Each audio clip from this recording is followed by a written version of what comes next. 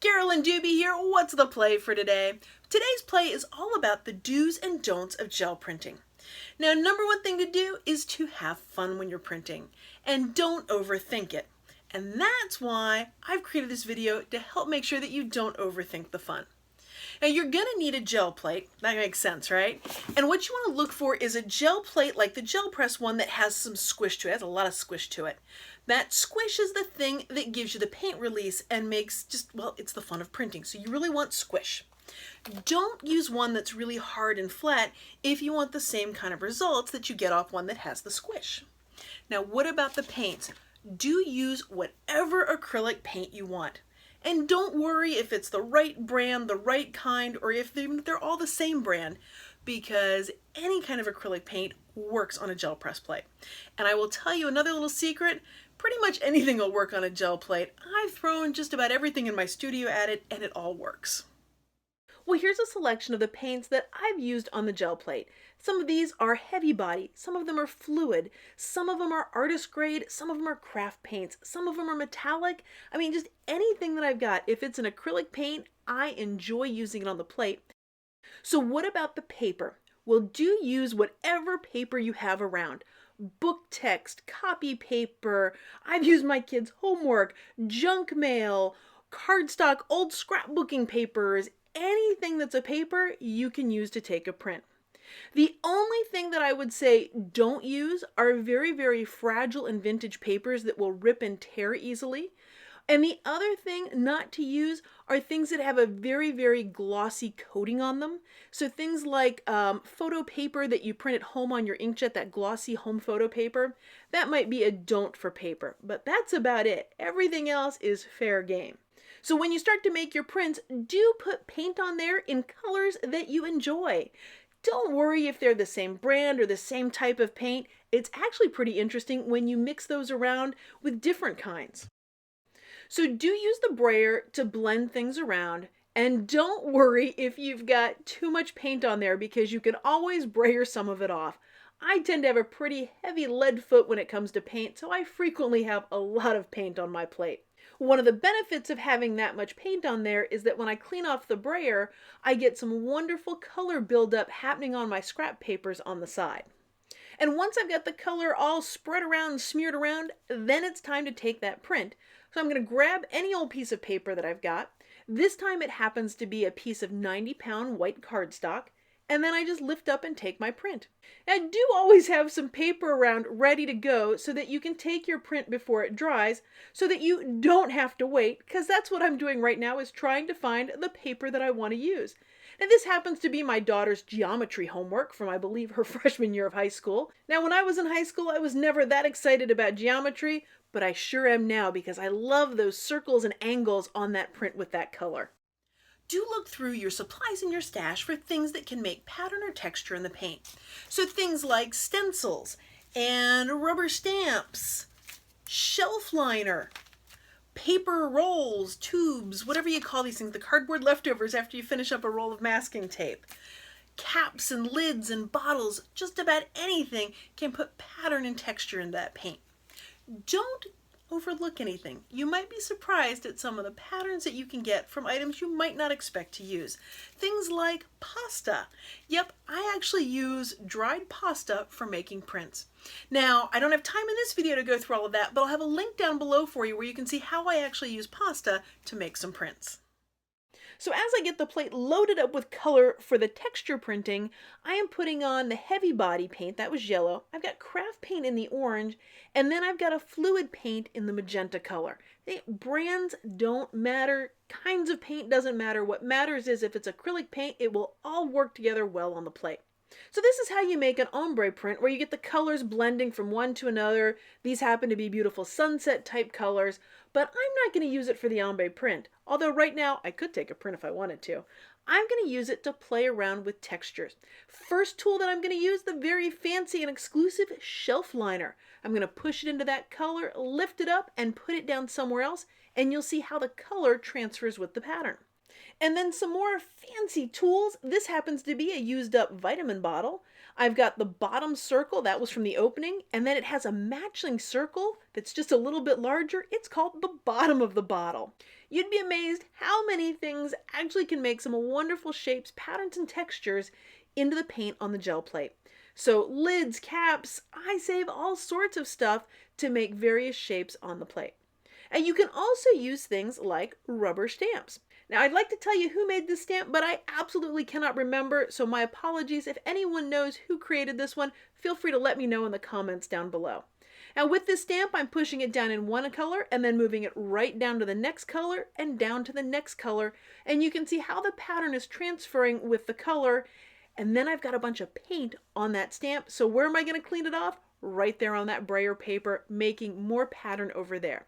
Now, if I'm smart, I will quickly get this in water or wipe it off with a baby wipe, but I'm not that smart.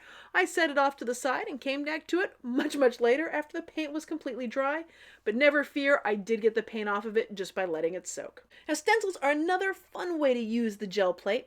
I put it right on top of the paint. This stencil is called Stars Inspired by Matisse from over at StencilGirl Products. And then I'm just going to put the paper right on top of it.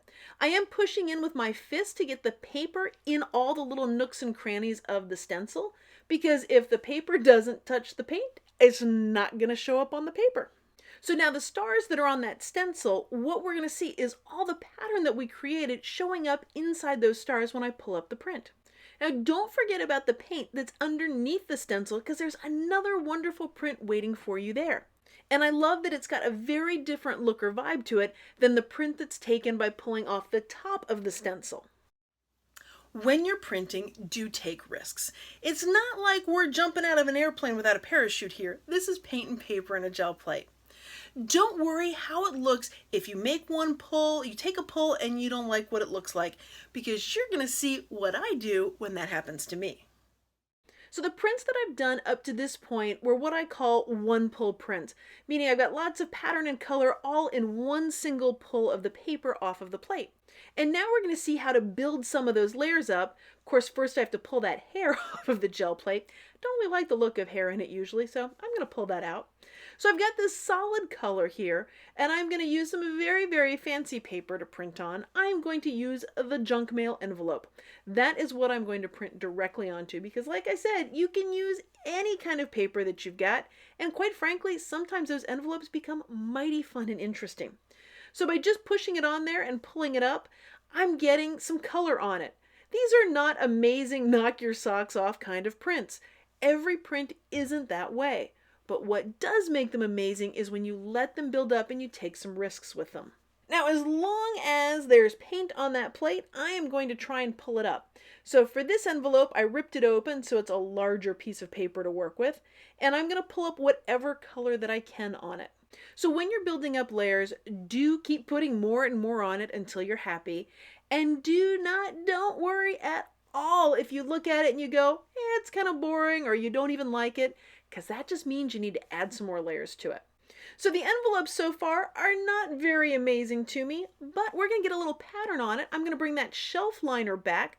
I'm going to push it right in there, and now you can see all that pattern, that sort of checkerboard going on there, and I'm going to put it on some of the envelopes.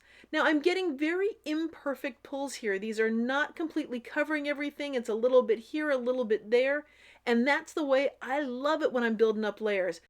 So when you're using the plate, do use as much of the plate as you want to use with paint. Don't feel like you actually have to fill the entire plate with paint every single time. And I've just now decided that if you find a hair in your gel plate in the paint, that's a sign of good luck, kind of like finding a lucky penny, because boy, I keep finding a lot of those in there today. And the stencil that I'm using there is called Circles Laramie to get some pattern on here. And the circles actually on this stencil are designed to coordinate together so that they can actually layer on top of each other. You have that option. Now, as I'm doing this, I'm getting lots and lots of paint up this way.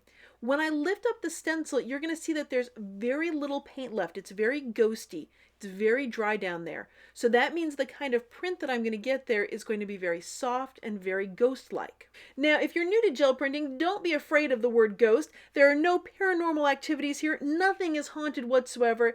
Ghost just means that it's a very soft print, not like the first print that has lots of paint and color on it. So you're about to see me take the big risk with this layer. I've got the yellow paint, I'm embroidering it on, everything looks just like all the other layers, right? Except that I decide I want to put some pattern in it. And I grab the masking tape roll and I put one circle in it and I decide, you know what, let's put a whole bunch of them in here. Let's just create a repeating pattern across there. I thought it might be fun. Now, I'll take all sorts of risks when I'm printmaking. It's not like I'm walking 50 feet up in the air on a tightrope without a net. It's paper and paint going on. When I looked at that, I realized, wow, I don't like that at all right there. So what am I going to do about that? Well, it just means that there's going to be more layers building up with it. I'm going to put more pattern or color or something on top of it until it gets to the point where I like it. And I will tell you that sometimes it just takes 1 or 2 layers and I fall back in love with it. And sometimes it takes a lot more than that. But whichever way it ends up going doesn't bother me because more layers means more time to play. So this layer is all about getting a little more pattern on top of that ugly one that I didn't like. I'm going to be using the circle stencil again, but this time I'm going to use the smaller dots, the smaller end. Now remember I said they were designed to work together so that you can create a pattern with them. Now I'm not looking where they're placed, I randomly put that down and you're going to see how the orange and the blue work together to create a stronger pattern than what I had before. And that's going to draw the eye away from those little loopy circly things that I really didn't like before. And yep, once I lift up that stencil, there is pattern and color waiting there for me to add to other parts of the paper. And then I'm going to use different envelopes here just to mop up every last little bit of color and pattern that I can off of the plate. And so now you've seen how junk mail has become wonderful mixed media, colorful pieces of paper that I can use for anything that I would use paper for. So what about cleaning your plate? Do clean it if that brings you joy and makes you happy. And don't clean it if you don't like cleaning things.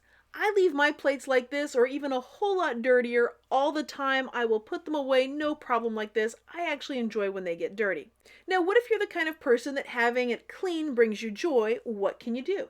If the paint is already completely dry, like it is here, you can just take a piece of packing tape and go right over any area where there's paint, and when you lift it up, that paint comes right off. It is one of the fastest ways to get your plate back to completely clean. Another thing that you can do is just squirt it with some water and take a paper towel or baby wipe and get the paint up that way. I will tell you though that doing that is much easier when the paint is still wet or damp. So once you've made a stack of prints, do get excited about them and show them to people, including random strangers. But don't be too surprised if random strangers give you a little bit of a strange look when you do it.